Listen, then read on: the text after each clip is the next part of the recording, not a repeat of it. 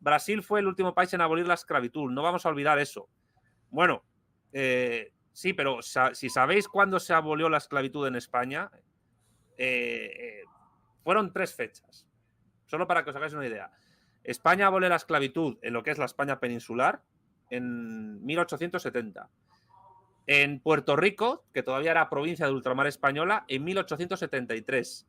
Y en Cuba, también provincia de ultramar, en 1886. Y evidentemente hablar de esclavitud a todo el mundo le aterra, es evidente.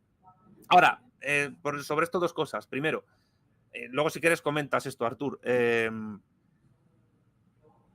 Os recomiendo ver mi vídeo con el filósofo marxista italiano Diego Fusaro de su libro Karl Marx y la esclavitud, porque la esclavitud asalariada en el capitalismo no es más que una versión pura, económica, de otras formas de esclavitud que ha habido antes, que han sido mucho más brutales y explícitas.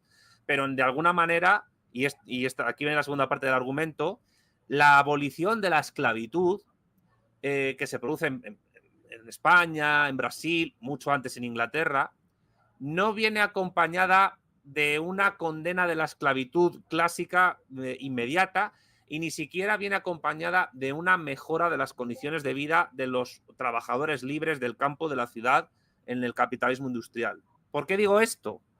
Porque cuando es verdad que había órdenes religiosas como los cuáqueros, etcétera, que veían condenable desde su prisma religioso la esclavitud, pero si la esclavitud se abole en el siglo XIX masivamente y empieza en la capitalista Inglaterra, no es por una especie de filantropía o de bondad de corazón de la gente.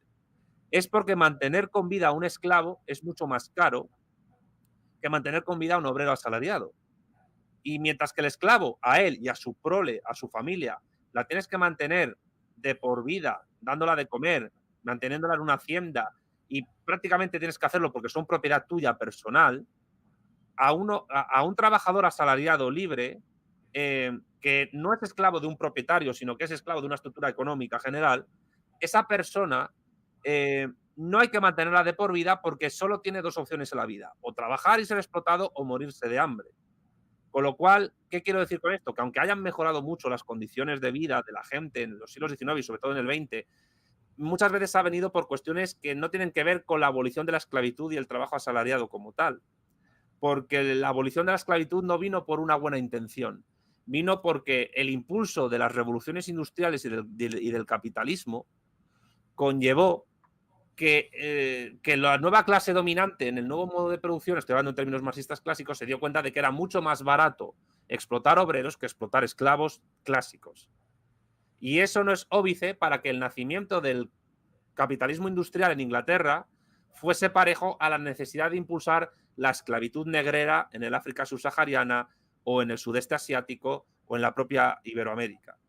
Entonces, con esto, Artur, si quieres lo comentas, pero a veces se ha romantizado mucho el tema de la abolición de la esclavitud porque las condiciones sociales de muchos trabajadores libres, entre comillas, del siglo XIX en Inglaterra y en otros lugares de Europa eran igual o en algunos casos incluso peores a nivel social que la calidad de vida que tenían muchos esclavos en sentido clásico que existían en lugares como Brasil o como existían en Cuba o como existían en otros lugares del mundo. O sea, creo que hemos romantizado mucho la abolición de la esclavitud, pero bueno, no sé si quieres comentar algo de esto, porque lo digo porque como en tu canal siempre hay que ver las escalas de grises de la historia y no todo es blanco y negro, pues me parecía por mi parte oportuno comentar esto.